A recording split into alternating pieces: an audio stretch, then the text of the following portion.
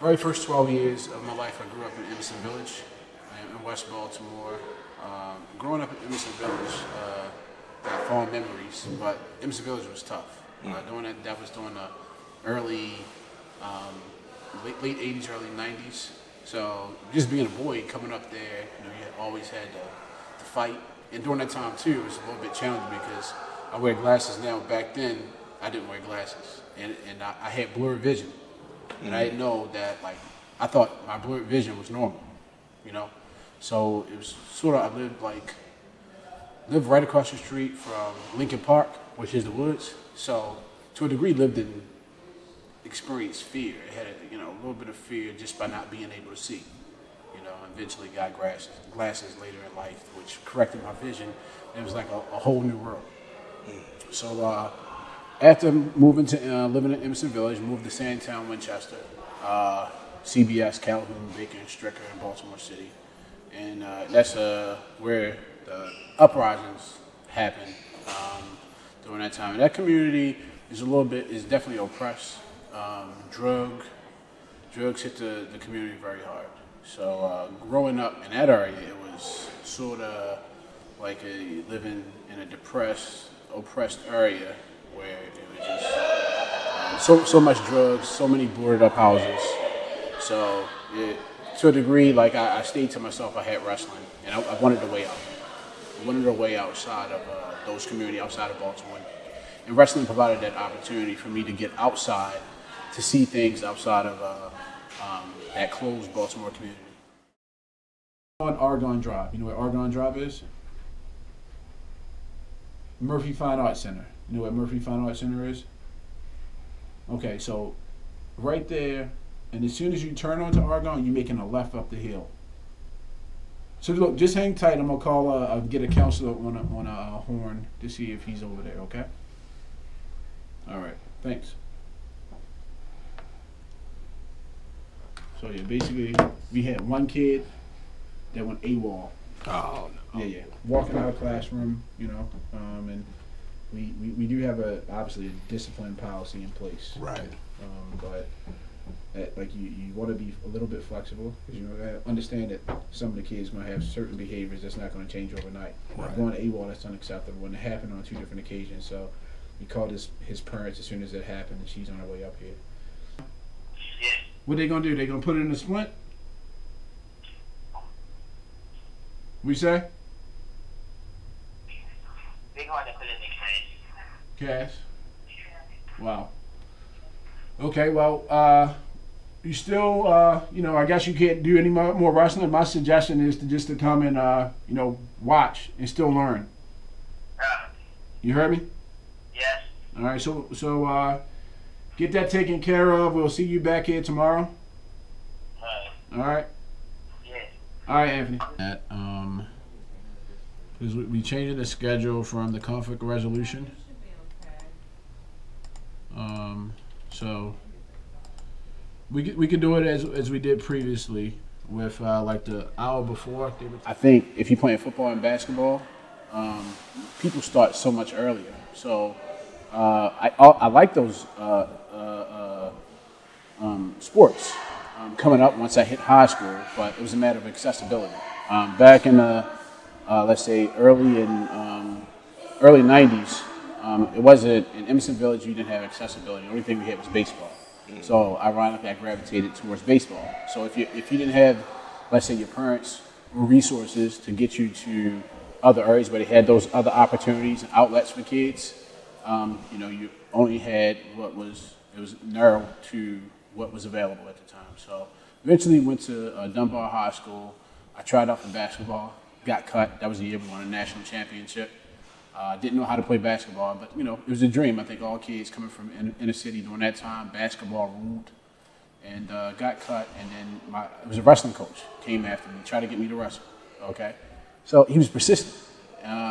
Being a wrestler, most people don't know what the sport is, or they don't gravitate towards. It's not your mainstream sport. So coach stayed after me. I probably quit like 2 or 3 times, but once with the sport, once you get hooked, it hooked me for a lifetime, and it changed my perspective, outlook on life, and provided just numerous opportunities. And also, the biggest influence was that outlet that it provided from living in Sandtown, Winchester, when there were so many other, things or traps, I would say, that a lot of people fall into. Only thing I cared about at that time was wrestling. And then the next step would be college. So you start looking at colleges that offer wrestling programs. So that sort of hooked me, and also gaining new friends outside of my community.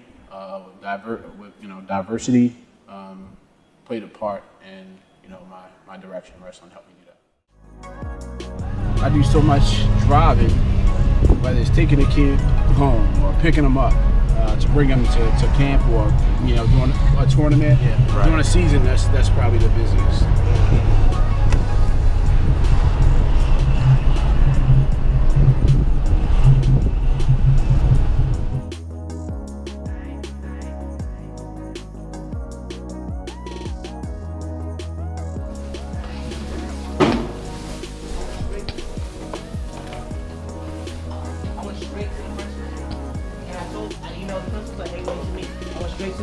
I started speaking with the principal, and I was like, hey, the vice principal came to me very disrespectful. Well, I think a lot of the things that you learn inside of wrestling is transferable to your real life, and eventually you start to see it. And you take on a wrestling perspective, a wrestling mindset. It's an individual sport, and it teaches you to be very competitive. It teaches you the value of hard work. It teaches you discipline. So a lot of things that we may take for granted in wrestling, inside of wrestling sport specifically, those things are relevant in your everyday life. So I adopted high confidence. I wasn't a very confident kid. I used to walk around with my head down, I remember. So when I started wrestling, started gaining some success, all I wanted to do is compete and continue to win. And that's when, got a little cocky, and I thought more highly of myself, and also it wasn't anything that nobody could tell me that I couldn't do. I could do anything, and I think I definitely adopted that from what I learned inside the wrestling room, what I learned, the life lessons, and that I learned inside of the wrestling room from my coaches and my teammates. So that, to me, is most valuable, is to teach those things that wrestling. Now teaching those things to kids, and they'll benefit the same way. I believe that it influenced me. After your feet together and do what I do, I want you to start going out and what you're doing, this stuff right here. Ready? Stand. Penetrate. Stand. Penetrate. Stand. Circle behind. Okay? Circle around. Motion.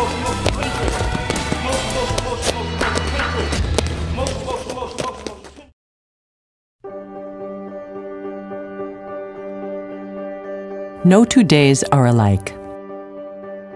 So every day, you prepare. For yourself, for those you love,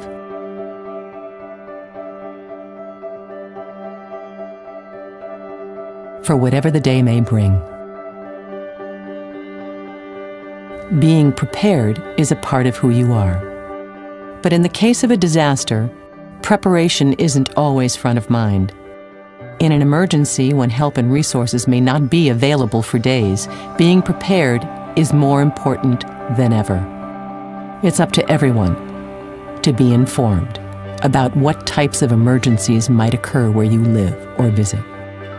Knowing the best responses for your personal circumstances is the key to maintaining your health, safety, and independence. Make a plan that covers where you'll go in an emergency and how a personal support network can assist you. Build a kit that contains the specific things you need to survive for several days: food and water, medication and supplies. as well as any important documents you may need. Being prepared is a part of who you are, and disaster preparation is no different. There's no one more capable of planning for your situation than you.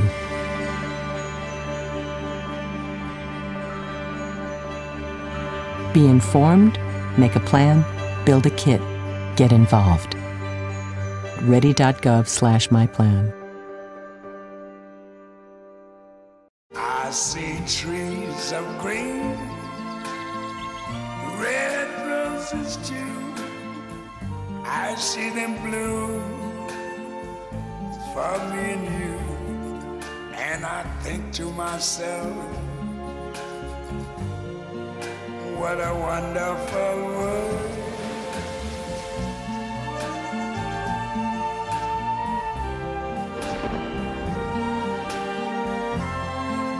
The colors of the rainbow, so pretty in the sky, are also on the faces of people going by. I see friends shaking hands, saying, how do you do?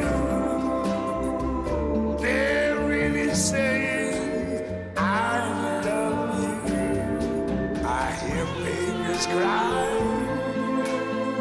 I watch them grow.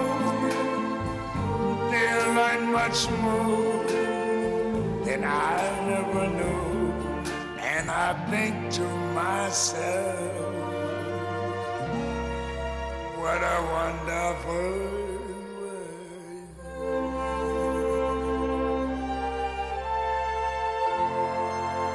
Oh, yeah.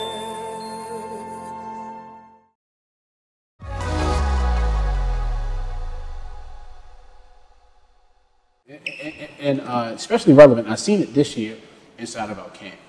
The value of hard work. I think that in wrestling, you earn everything. Nobody gives you anything.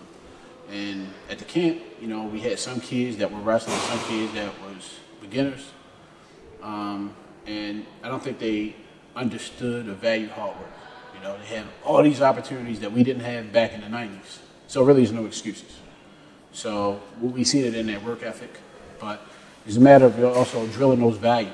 And I think the world may have changed in regards to instilling values in our kids, in our families. We lost our way a little bit. So I think that, those things that you do inside of a wrestling room, like the hard work, again, transferable to the workforce, you know, that I value hard work. I'm going to outwork, especially being a young black man. Valuing work and also understand that I got to work harder than the next person. It's a competition. Life is a competition. So I'm taking that, that mindset that I got to compete. Okay, I got to work hard. I may be tired. Okay, I probably didn't get any sleep the night before, but I got to continue to go and push myself, past my threshold of where I would normally go. I'm going to go further. I'm going to push myself further so I can get better. And understanding that, I think that's definitely interchangeable. A more complicated problem, you'll still have to isolate the variable, right? 11 and 12 minus 2. Well, it's not 2, it's negative 2. We have to be careful here. That's multiplication. This is saying 7 times v. Anytime you see a number and a letter, there's no sign between. This don't say 7 plus v or 7 minus v. When there's no sign, it means to multiply. So 7 times v or 7v. I said it. All right. So we're trying to isolate 7v. All right. To isolate 7v. These expressions here. If you did that one right there, you should be able to do that because it's the same principle. You got a foil. I'm all around Baltimore City every day. I'm I think I'm a foot soldier, And as a wrestling, you got to be efficient. As a wrestler, wrestling coach, you got to be a fisherman of men. So kids may not know, they don't know what the sport is. So you got to constantly recruit, try to get kids in. Also is the toughest sport in interscholastic sports. You got to constantly recruit kids because retention is high. You got to make sure that it's fun for kids because you're sending a kid out there to wrestle, and they're gonna. it happens to everybody. They take beatings, and after you take that beating, what are you going to do? Are you going to quit? Are you going to give up? You know, and that happens often. So that's another real life lesson that it teaches that I learned is to never quit, never give up.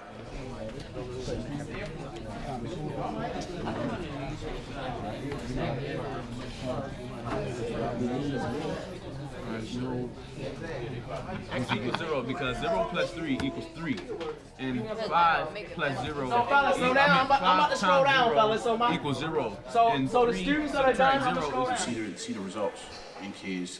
For instance, 2014, we did a camp in 2001, a camp from 2014. Taking a look back at the data, 85% of those kids are in college, you know, and they, you know, continuing their education. You know, some are graduating now. So for me, that's the biggest reward. And to me, that's one of the primary reasons I do it because, and I stay so consistent, is because of what the sport did for me and seeing the results of, the end result of how it benefits kids that may have lost their way or may have needed that outlet in sport and how it attracts them. I think that's the biggest thing. Now, I mean, this might be a little touchy, but has there been any kids that have left the program? Have you gotten in touch with those kids that may have quit? Yeah, so in regards to retention, we do have a strategy in place to try to recruit those kids back. But it gets a little bit more challenging in high school because kids, so many other things, positive and negative, for kids to get involved in. And sometimes it's hard to retain kids, but we try to maintain those relationships. In fact, during our summer programs, throughout the season, kids always come back. If they on break from one college, they're coming back to our camp. Or they come into our practice. They work for us over the summer. We give them jobs through AmeriCorps and youth works. So building that relationship we start off as early as the third grade through college. That's how we're able to develop those relationships over the years. Put slightly back, I like that part, but this backhand, that's when I say penetrate, I want you to step penetrate. Look. Penetrate. Just take it, and then just put my hand. Penetrate. I just create distance. I'm just stepping in the distance. That's all I'm doing. Motion. Penetrate. I penetrate. I got my bottom hand down, my top hand, just to create contact, creating distance, and creating potion on the guy. Let's go. Penetrate. Look at that. My hand down. Hand down. Look at this. Protect your lead leg. Motion. Penetrate. Motion. Penetrate. Motion. Penetrate. Down block. What are you doing? Down block. That's what you're doing. Be motion. Down block. Look at that. Down block. Motion that leg there. Down block. Look at that. Down block. I got my hand on him. I have my hand on him, and I also got my down block. I down block. Got that leg right back. We have, since 2012, we started 21 programs. Not all in existence for various reasons, such as funding, lack of resources, maybe sometimes finding the right fit person. A good coach is critical to success of a program, finding the right person to match with that school. If you have a good person that's committed to kids, they know how to build rapport with the kids, and they have fun, it's electric. The kid's gonna come and stick with it. So we have, fortunately, those coaches all across Baltimore City that do make a difference in kids, and having that in place determines the success of our program. And I was working with McKims, and I was providing, I seen ways that I could help the McKims, which is they have a youth wrestling team that operates 4 months out of the year, but they do great work. They're responsible for creating a lot of success stories in Baltimore City over the past 50 years. Okay, so I seen ways where I could help them to bring more, wrestling more on a national level. It was local, kids participating in local events in the state of Maryland with some opportunities out of state. So I started bringing in, seen an opportunity, bringing guest clinicians. For one, kids get to train with some of the best clinicians in the country. They were accessible. And we would pay them money to come out, and we would charge people from locally in Maryland and out of state. They would come as far as out of state to see this national level guy. And we would make money and basically give the money back to McKim's. So it started that way, and networking and meeting people, and had the opportunity to, in fact, I was, this is like during an economic downturn. I was working at Shire Pharmaceuticals as a chemist, and got laid off. You know, it was sort of like in a transition and trying to figure out like what was my next step. Got to make some money. So at this point in time, I was living, and during that time, I moved out of my apartment, moved back to Soundtown, Winchester. In fact, I was sleeping on my mother's couch for it. And then also it was a real tough period because here I am, you know, doing it, you know, doing really well, and then having, you know, having to eat some humble pie and going back to my mother's sofa. It was a tough experience for me. So while I was there, I was sitting thinking, and I said, and I was just looking around, again, Sandtown, Winchester, like, man, it's tough out here. I was seeing kids during school hours outside of school. They weren't in school, walking, you know, just walking around on the streets, and I'm scratching my head like, well, I know there's a problem in our communities, in this community with, you know, young African-American men and children, you know. So I started interviewing people. And I got a notepad and was writing down, going up to people, asking them about, like, you know, their life, for instance. And it would give me feedback. Some people were a little bit aggressive, you know, because I'm coming up, they don't know me, you know. So taking those interviews and say, hey, I want to make a difference in my community.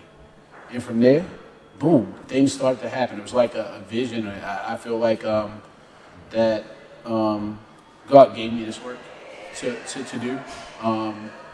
And I took it and, you know, ran with it. And, you know, there's a guy named Al Bevilacqua in New York who they sort of developed that Beat the Streets model. And, but you had, in New York, they had millions of dollars. Right. Yeah, their chairman was a billionaire, Michael Novogratz, who was really big in cyber, what is it, cyber currency now, like Bitcoin. And, you know, they bankrolled the whole operation with like $1 or $2 million budget, where we had, you know, we had some crumbs. So I think that being that, you know, we had the experience of it and having that direct relationship with Baltimore City, and also it was more of an organic experience. That's how we had success. We hit the road, you know, developed some marketing material, went out to principals, and made it happen. Hi, I'm here for my flu shot, and I understand that there are options for people who are 65 and older. There are, but you don't look 65. It's very flattering, but you know who I am. I just turned 65, and I know the immune system gets weaker with age. Well, I don't think that we've met, but there's no way you were 65. What if I said I only have one life to live, so I need protection against the flu? How about who's the boss of my health? You've never seen Who's the Boss? Oh, my boss is in the back. See? Flu season is here, and people 65 and older need to ask about the vaccine made specifically for their age. And it's particularly important for people who have conditions like heart disease and diabetes. Judith White, great seeing you. Come on back. Visit the National Council on Aging at ncoa.org/flu to learn more and talk to your doctor about vaccine options for people 65 and older. Look, I'm really sorry about that. I thought you were 35. Don't apologize. My name is Michaela. I joined the Army at 17. When I came back from Iraq a few years ago, I became pregnant and ended up homeless. I didn't have my own place, so I stayed at my sister's. I stayed at my stepmom. I actually stayed here on this bed at my grandma's house, and I stood right here in my grandpa's spare room. But I was running out of options until I finally found this transitional house. It was for women veterans with children. Do you remember when we used to sleep on this bed together? Some of the other women there would help me watch her while I worked and went to school. And then we moved into our own place. It was through VA supportive housing. I remember our first night here. I felt like I could finally breathe. My life works now. I I got help from VA, and now I'm on a mission to share these resources with other vets who face homelessness. If you're a veteran at risk of becoming homeless, call 877-424-3838. My son is a handsome young man, like a movie star. There's no limit to what he can do. I don't know why he would ruin himself with alcohol. When I think about the happy boy he used to be and how sad his life is now, it breaks my heart. I love him as much as I ever did, maybe more, but I don't understand why this is happening. My therapist recommended I go to Al-Anon family groups. He said Al-Anon members have lived through the same kinds of things that are happening to my family. I didn't want to go to Al-Anon, and I didn't want anyone to know how difficult it's been. But I'm glad I went. Is someone's drinking breaking your heart? You might be surprised at what you can learn in an Al-Anon family group from people just like you. Call 1-888-4-AL-ANON or go to alanon.org.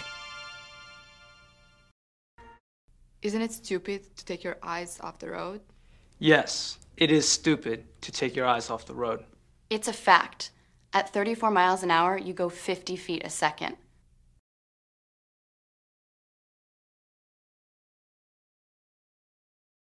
We've been in existence since 2012, and we've grown practically every year except for last year. We started to, try to taper it off a little bit and more focus on, the capacity building and the quality of the program, more so than just, we start a program here all over the place. So we have, right now, I'm not 100% sure this year, we still working with partners, but also we're in the thick of our summer programs, which we operate for 7 weeks. And so we'll go back to our original partners, which is 12 schools. So we likely be in, I would say, 13 to 14 schools this year, in addition to working, running a program at the Upton Boxing Center. That's the community-based program, which is more competitive. They compete in the Maryland Junior Wrestling League, as well as taking that team to have them compete on the regional and national level. So it's consistently creating these valuable opportunities for kids, not only to wrestle, but to gain this exposure that's outside of Baltimore City. The support from the Center of Excellence, in fact, it started out with one of my old mentors that always talk about the network, creating a network of people that obviously that you can help and that can help you. And that was my biology professor, Dr. Russell Kelly. He introduced me to Kevin Peters and Simpsey.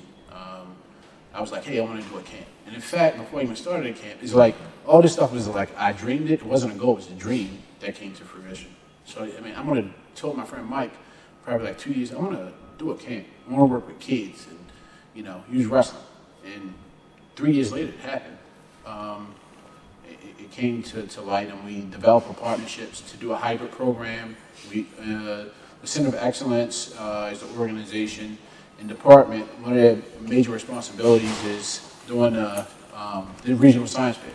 Mm-hmm. So we wanted to try to help boost the participation, because the participation was low in that science fair. With the kids during the summer camp, where they would do research and development during the summer months, and turn into those projects into the regional science fair, come in several months later. So that's how it materialized. It started off as an 11-day camp. It was residential. We had no experience, and we say we wanted everybody to come. If you wanted to wrestle, if you're interested in wrestling, come. We had about over 100 kids here the very first year. And it was residential, so we had a lot of lessons learned on that very first year. I mean, it probably maybe, compromised my hairline a little bit. So much stress. But then you say, okay, we'll do 11-day camp turn into this year an 8-week camp. We work with Baltimore City government, the mayor's office through the Youth Works programs to give kids jobs, that work experiences that kids have over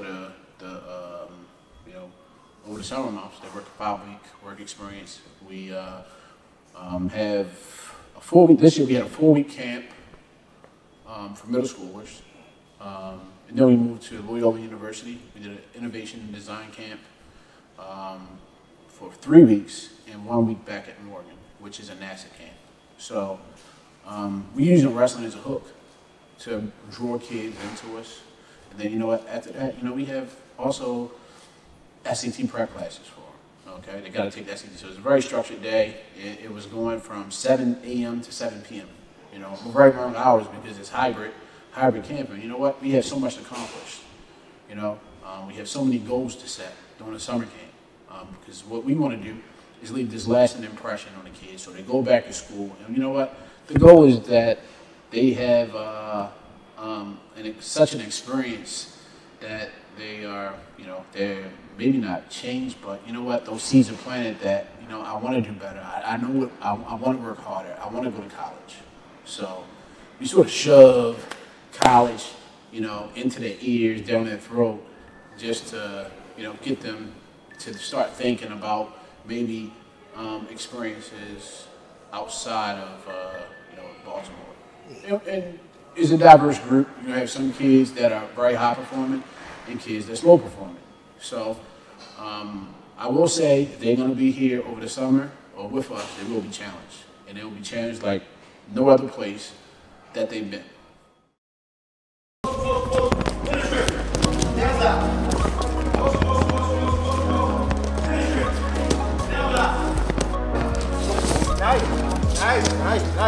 Nice.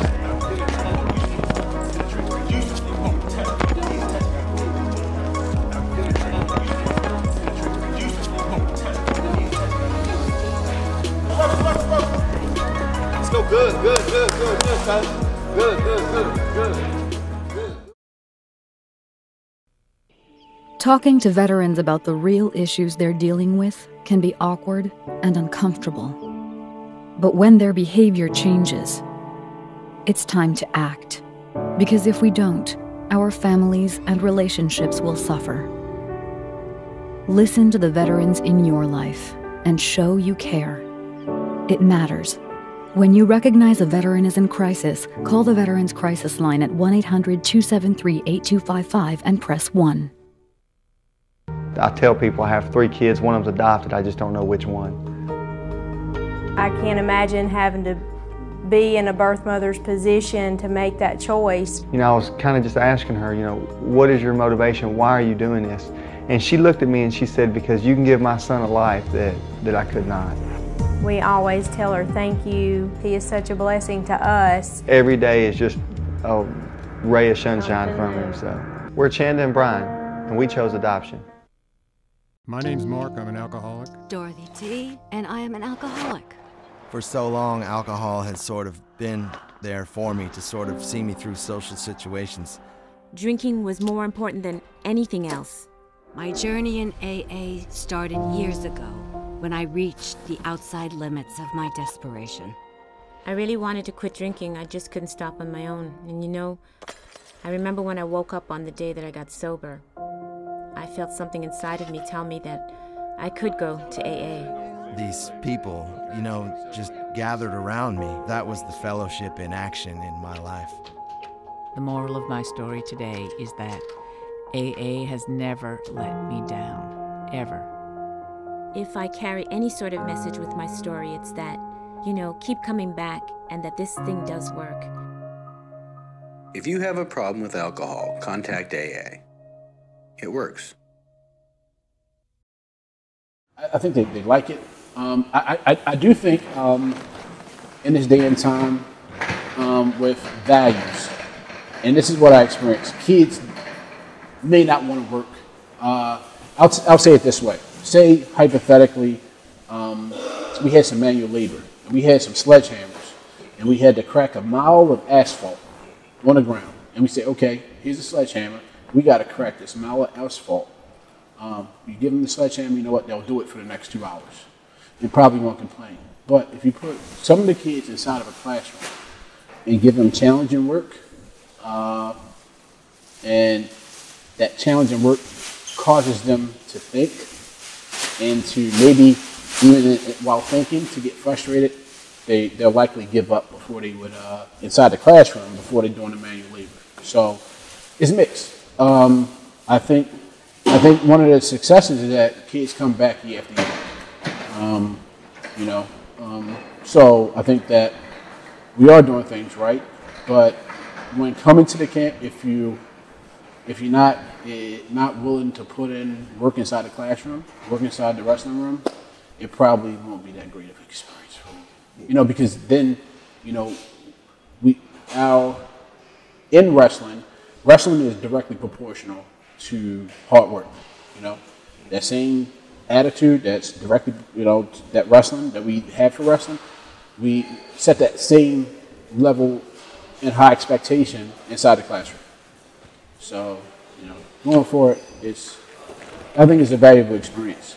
And it basically assimilates what the real college experience is going to be like. They come in here really following the same regimen of a student athlete. You get in class in the morning, and then you go maybe to your very first wrestling practice. You're doing everything that a college student would do at middle school, and they get that experience. So they get to see what life is like. It's also building them up. I think we have a lot of work to do with our youth, and trying to find the best solution to reaching them. And that's what we strive to do. That's our goal. My name's Mark. I'm an alcoholic. Dorothy T., and I am an alcoholic. For so long, alcohol has sort of been there for me to sort of see me through social situations. Drinking was more important than anything else. My journey in AA started years ago when I reached the outside limits of my desperation. I really wanted to quit drinking. I just couldn't stop on my own. And I remember when I woke up on the day that I got sober. I felt something inside of me tell me that I could go to AA. These people, just gathered around me. That was the fellowship in action in my life. The moral of my story today is that AA has never let me down, ever. If I carry any sort of message with my story, it's that, keep coming back and that this thing does work. If you have a problem with alcohol, contact AA. It works. Founded in 1877, the American Humane Association has been dedicated to the idea that all animals, including those raised on our farms and ranches, are entitled to humane treatment. Today, animals on nearly 8,000 farms enjoy a better quality of life because of the ethical, science-based standards established by the American Humane Association. Live better, be humane. Choose American Humane Certified products. Talking to veterans about the real issues they're dealing with can be awkward and uncomfortable. We think to ourselves, I never served. How could I understand? They'll talk about it when they're ready. And then we wonder why they don't want to talk. But when their behavior changes, when they withdraw to themselves, increase substance use, or even talk about hurting themselves, it's time to act. Because if we don't, our families and relationships will suffer. Ask the hard questions. Listen to the veterans in your life and show you care. Make the call. It matters. When you recognize a veteran is in crisis, call the Veterans Crisis Line at 1-800-273-8255 and press 1.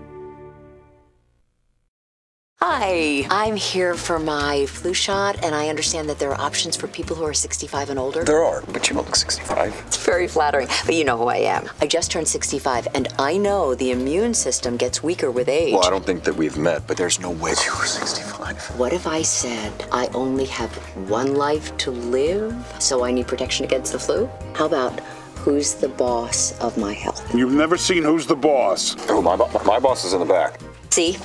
Flu season is here, and people 65 and older need to ask about the vaccine made specifically for their age. And it's particularly important for people who have conditions like heart disease and diabetes. Judith, Hawaii, great seeing you. Come on back.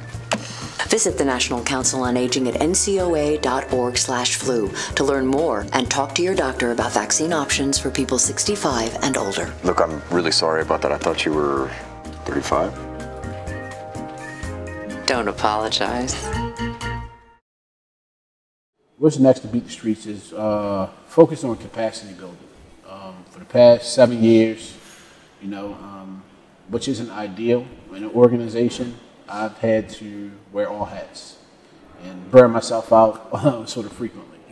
So now there's a capacity building, getting more support, more help, so that we could continue serving kids in Baltimore City, but even better. More resources, focus on their mental health and development, their just providing that helping hand support all the way from elementary school to high school, and creating these really cool opportunities to see them thrive and become better people, more well-rounded.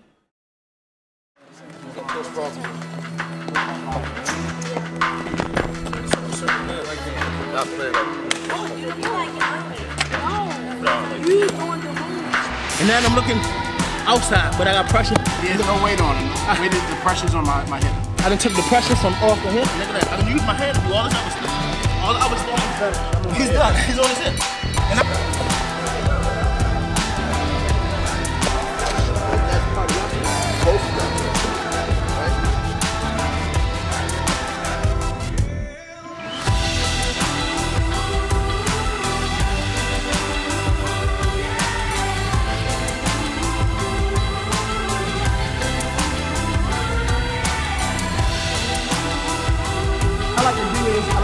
elbow down on the mat right here.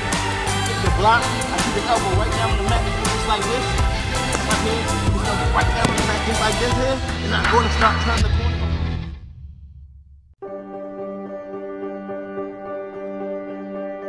No 2 days are alike. So every day, you prepare. For yourself, for those you love,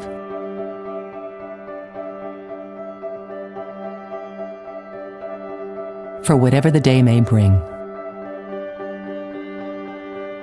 Being prepared is a part of who you are. But in the case of a disaster, preparation isn't always front of mind. In an emergency, when help and resources may not be available for days, being prepared is more important than ever.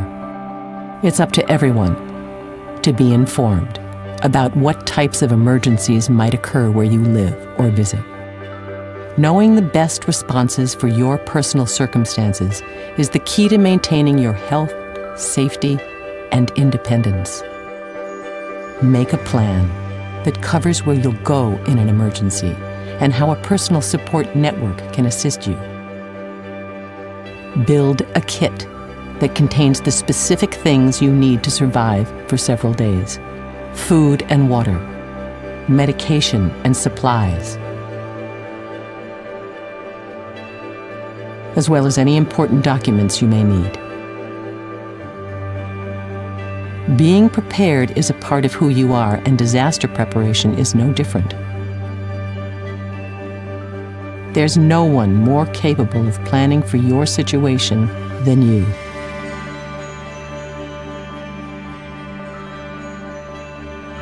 Be informed, make a plan, build a kit, get involved. Ready.gov/myplan. I see trees of green, red roses too. I see them bloom for me and you. And I think to myself, what a wonderful world.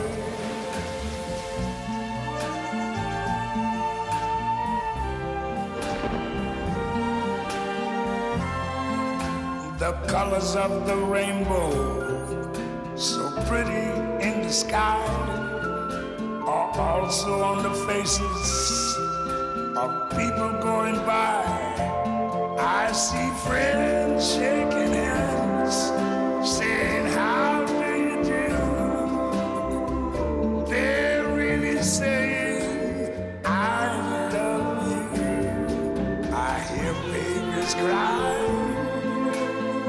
I watch them grow.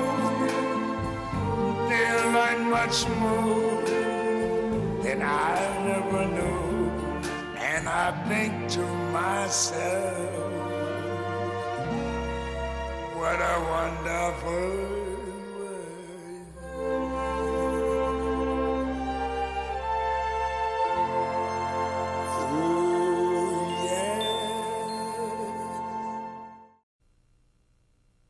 Lee Major, did you get your flu vaccine yet? With the flu season coming up, we all have to help protect ourselves by getting the flu vaccine. If you're over 65 like me, you gotta even be more careful. Our immune system may not be as strong as it used to be, so we have to do everything we can to keep the flu from catching up with us. So ask about your vaccine options, because if you're a tough guy like me, you may need a tough vaccine. Visit the National Council on Aging at ncoa.org/flu to learn more about vaccine options for people 65 and older.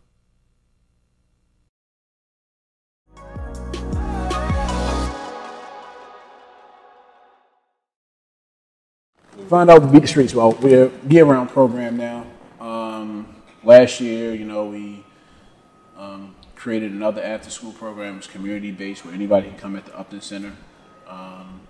From the months of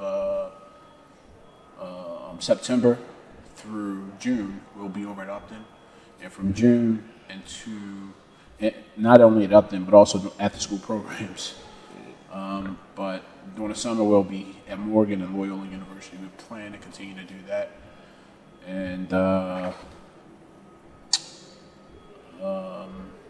we also have programs such as Introduction to Arabic, teaching kids Arabic. Over the past 6 years, we've did very well in the regional science fair. This past year, we developed a robot. We have a special emphasis on STEM project development, STEM education, as well as innovation and design. That's our new thing. And that's like, sort of like, okay, we don't want kids, or what we try to influence, how we try to influence them is that, okay, you don't want to work at the grocery store, you want to own the grocery store. So focus is on entrepreneurship. And I think entrepreneurship is obviously, that's the way to build wealth, you know, to work for yourself. And, you know, you're responsible for your, largely, of your opportunities and what you're able to achieve.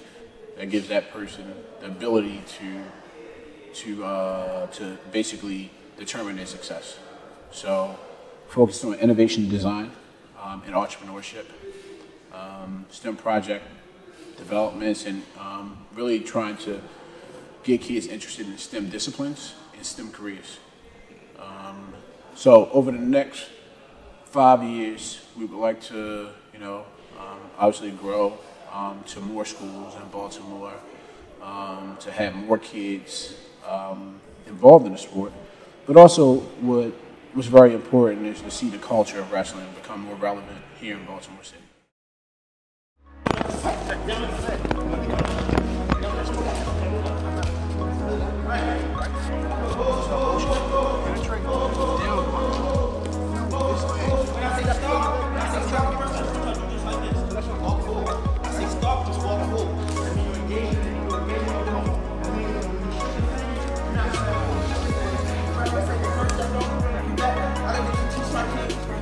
Down blocking, stalking, gaining things, taking shots, we firing off. All right, we're gonna throw all those packages all in one. All right, so ready, go. Down block, fire! Close. Fire!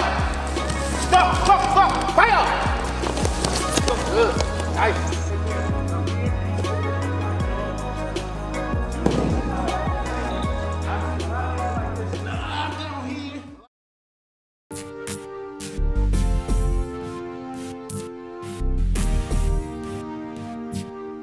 With our world population now over 7 billion people, it's important that we stay connected to our global neighbors more than ever.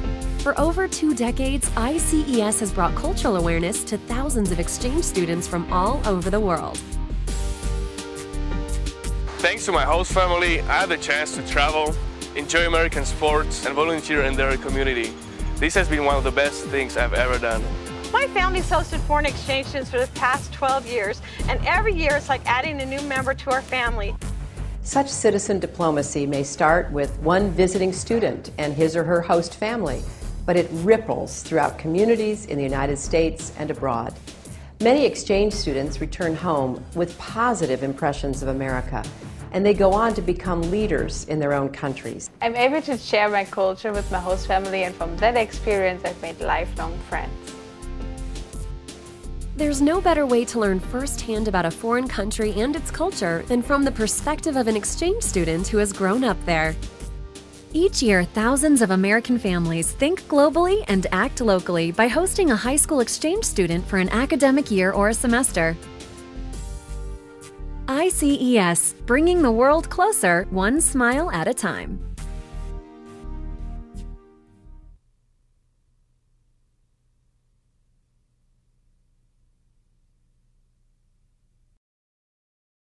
Training is about more than muscle. It's about inner strength. So I push myself. That's why I serve in the United States Coast Guard. I train with the best, a team that shares my drive and commitment. We collect intelligence, guard our shores against drug smugglers, and keep our waterways safe, because our nation expects more. If you expect more, maybe you were born ready. Find out at GoCoastGuard.com.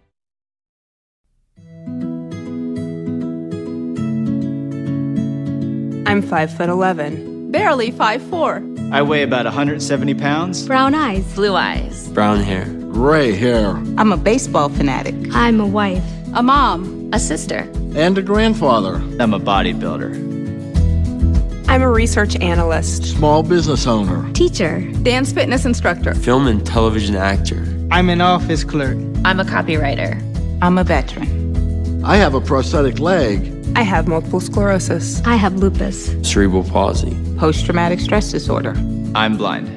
And I'm working in a job I love. I love because I was given a chance Because I was given a chance. To contribute my skills and talents. to show my disability is only one part of who I am. Who I am. Who I am. At work, it's what people can do that matters. For more information, visit whatcanyoudocampaign.org.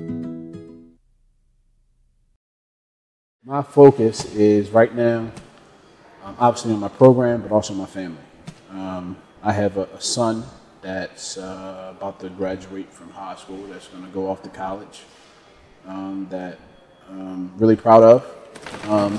I have also 3 daughters that completely committed to. I see myself as being spread very thin, and it's just the life that I live. I have my own kids, but I also have other kids that I really treat as I would treat my own. So I want to continue to do what I'm doing, but just, also want to grow to become a better coach, a better communicator to reach kids, building these rapport and relationships. So I want to improve in various different areas. I want to go back to get my master's degree and, continue making an impact throughout Baltimore. That's the goal. And also, not just with me, I'm only one person. I'm obviously the driving force, but last year we had 17, 18 coaches. Continue this professional development and keeping these guys motivated to, continue to coach. It's the only way we grow the sport, is that we need qualified people that are passionate and people that's not doing this work for a paycheck. So we bring the passion to the table, and I'm getting those guys trained up and ready to make a difference. Kick them out just like that. I swing them out. See that swing move? Just like that. Just like that. Look at how I'm looking through that little hole. I'm gonna shoot right through that little hole.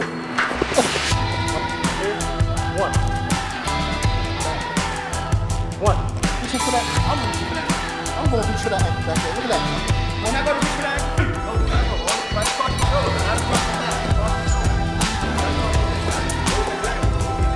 Ready? Yeah, ready. Let you go. Boom. Up here. Big hands. Wrestle.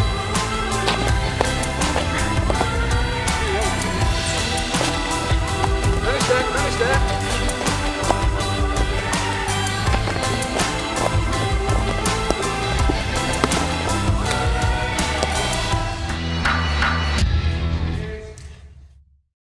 I see trees of green,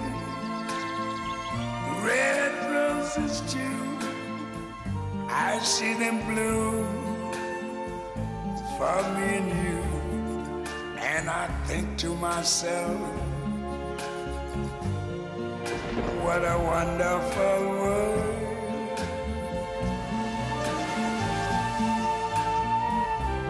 I hear babies cry,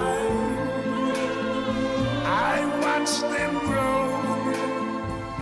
They'll learn much more than I never knew. And I think to myself, what a wonderful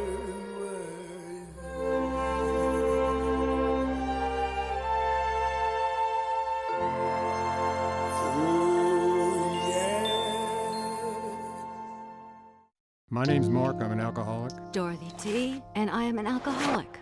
For so long, alcohol has sort of been there for me to sort of see me through social situations.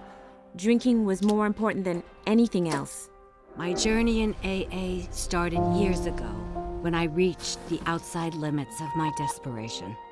I really wanted to quit drinking, I just couldn't stop on my own. And you know, I remember when I woke up on the day that I got sober. I felt something inside of me tell me that I could go to AA. These people, you know, just gathered around me. That was the fellowship in action in my life. The moral of my story today is that AA has never let me down, ever. If I carry any sort of message with my story, it's that, you know, keep coming back and that this thing does work. If you have a problem with alcohol, contact AA. It works.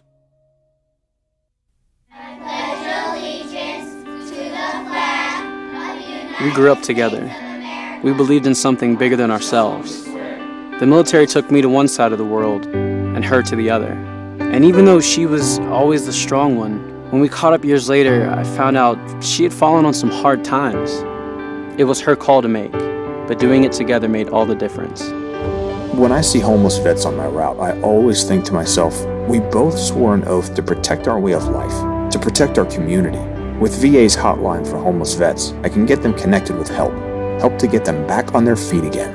VA's round-the-clock hotline can put veterans who are homeless in touch with the resources and support they earned through their military service.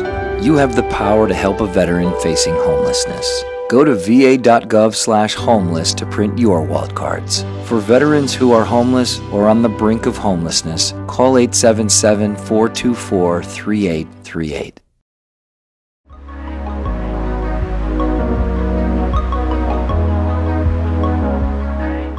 We have kids right now competing at Division I. We had one kid from Baltimore City that qualified for the NCAA championships. So I do think that you know, I think we got the right coaches, right skill sets here inside of Baltimore, as well as attracting new people coming in to the city to coach. Will definitely be at a level like we in this to win, to build champions. Obviously, the primary goal is to obviously help kids get to the next level and be that helping hand to get to college or to the right you know, job or you know in the workforce. Secondary goal is to win matches and be very successful at the sport. You know, those are the major goals. Cool. And using that to impact, using the sport to impact lives.